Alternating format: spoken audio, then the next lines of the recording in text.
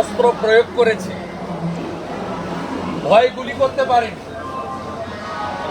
গুলি করলে ওদের হাত থেকে বন্দুকটা কাড়িয়ে নিয়ে ওদের মাথাটা ফাটাতে পারে এবং কার্যত জল কামানের জল আর টিয়ার গ্যাসের সেল শেষ হয়েছে ওদের। দে ফেল্ড।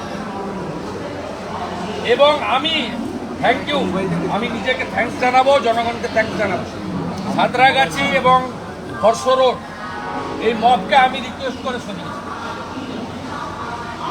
শরৎ চ্যাটার্জি রোড পেরিয়ে নবান্নর গেটে গিয়ে জনগণ ছাত্র সমাজ বলে এসেছে দফা 1 দাবি 1 মমতার পতন। এর বাইরে কিছু হয় না, এখনো চলছে হেস্টিংসে। পুলিশকে বলবো শান্তিপূর্ণ আন্দোলনে এত মারধর বন্ধ করুন। হেস্টিংসে আপনারা এখনো উস্কানি দিচ্ছেন।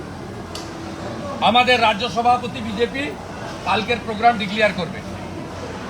আমরা প্রথম দিন থেকে নৈতিকভাবে এই আন্দোলনকে সমর্থন করেছি। গতকাল ছাত্র সমাজ বলেছিল যে স্টেটের লিডাররা যেন না থাকেন, আমরা পাশে থেকেও পার্টিসিপেট করিনি, শুধু ভলেন্টিয়ারের কাজ করেছি। 2 লক্ষ জলের pouch, medical aid, temporary medical assistance booth, volunteer, যা যা ওদের সাপোর্টিং দরকার। আমাদের বাড়ির বাচ্চারা এসেছে, ভাইরা এসেছে, বোনেরা এসেছে, তাদের জন্য আমরা করেছি। আর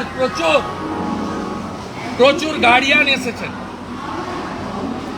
তারা রাজনীতির রং ভুলে এসেছেন। কেউ বাবা, কেউ দাদা, তারা এসেছেন পশ্চিমবাংলার নারীদের সম্মান রক্ষা করার জন্য।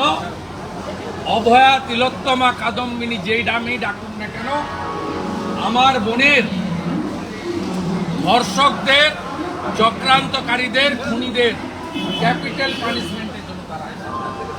বাকিটা পরে হবে। হেস্টিংসে, এমজি রোডে এখনো চলছে। একটা কথা আর আজকে ট্রেন গাড়ি হায়ার না করে 1.5 থেকে 2 লক্ষ পাবলিক এসেছে। আর সব রাস্তা বন্ধ করেছে মমতা পুলিশ।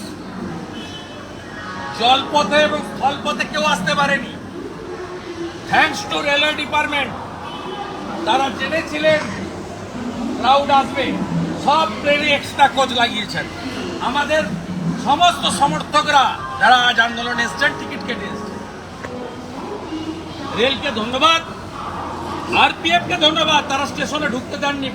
মমতার পুলিশ স্টেশনে ঢুকতে দেননি।